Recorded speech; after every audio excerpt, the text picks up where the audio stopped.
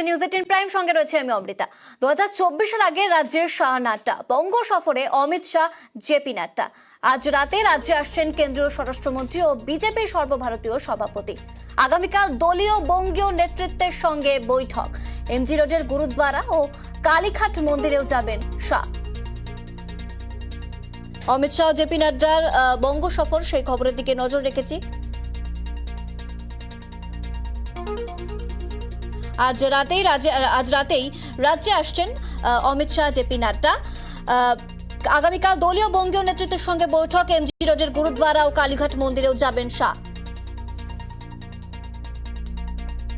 কাল সকালে কালীঘাটে পুজো দেয়া এবং তার আগে কালকে যেহেতু বীর বালক দিবস, গুরু গোবিন্দ সিং এর দুই সাহাবজাদে জোরাবর সিং ও ফতেহ সিং তাদের আত্মবলিদান দিবস, সেজন্য তারা গুরুদুয়ারাতেও যাবেন, সেখানে মাথা ঠেকাবেন। তারপরে পার্টির বিভিন্ন কর্মসূচি আছে, বিভিন্ন বৈঠক আছে, মিটিং, সবই ইনডোর মিটিং হবে বিকেল 4টে নাগাদ। ওনারা দুজনেই আমাদের যারা সোশ্যাল মিডিয়ার সাথে যুক্ত ব্যক্তি আছে তাদের সাথে কথা বলবেন। এদিকে শাহী সফরের আগে খোঁচা ব্রাত্য বসুর, টানলেন 2019-এর বিদ্যাসাগরের মূর্তি ভাঙার প্রসঙ্গ।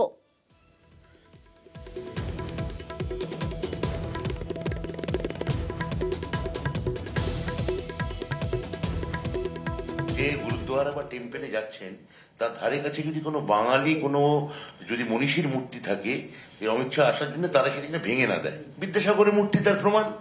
যে মন্দির বা গুরুদ্বারায় যাচ্ছেন ধারে কাছে কোনো বাঙালি মূর্তি, মনীষীর মূর্তি থাকে, সেগুলো যেন অক্ষত থাকে। পাল্টা তোপ দেখেছেন সুকান্ত মজুমদার।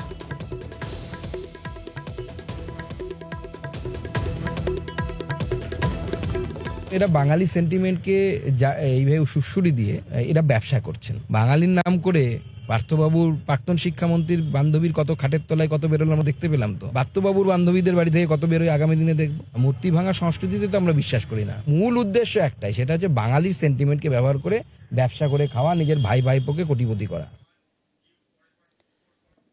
অমিত শাহ, জেপি নাড্ডার বঙ্গ সফরকে কটাক্ষ ফিরাদ হাকিমের। বছর ঘুরলেই লোকসভা ভোট, এই সফরকে ডেলি প্যাসেঞ্জার খোঁচা ফিরাদের। 21-এ ডেলি প্যাসেঞ্জারি করেছিল, লোকসভাতেও ডেলি প্যাসেঞ্জারি করবে, কিন্তু বাংলার মাটি অত্যন্ত শক্ত। এখানে কোনো রকম ভাবে দাঁত গলাতে পারবে না, কোনো রকম সুবিধা করতে পারবে না। নিশ্চিতভাবে আমাদের বাংলার কয়েকটা মানুষকে ভাঙিয়ে নিয়েছে, কিন্তু তাতে কিছু সুবিধা হবে না। এই সাম্প্রদায়িকতা, উস্কানি, ভেদাভেদ, এগুলো বাংলা বিশ্বাস করে না। আর ফিরাদকে পাল্টা দিলীপ ঘোষের, বললেন গরমাগরম রুটি দেওয়া হবে। 19-এরটাও বলুন, লাভ হয়নি মানে 77টা, তাদের পার্টি কোনোদিন 77টা সিট জিতেছিল বিরোধী পক্ষে? ইতিহাসটা দেখুন একটু। এসেছেন বলে 77টা সিট আমরা জিতেছিলাম। ওনার জেতা জিনিস চুরি করতে পারেন, জিততে পারেন না। সবে শুরু হয়েছে, আমরা শুরু করেছি 16-18 থেকে। ইলেকশনে তো বাজনাই বাজেনি, আমরা তো এখন আটা মাখছি। রুটিটা বানাই, গরমা গরম রুটি দেবো। যারা বড় কথা বলছেন নিজের সামলান গড়, কার সঙ্গে অ্যালায়েন্স হবে, কে কোন সিটে লড়বে এখনো ঠিক করতে পারছে না। বিজেপি তো 42টা লড়বে, তার আগের চেয়ে ভালো স্কোর করবে।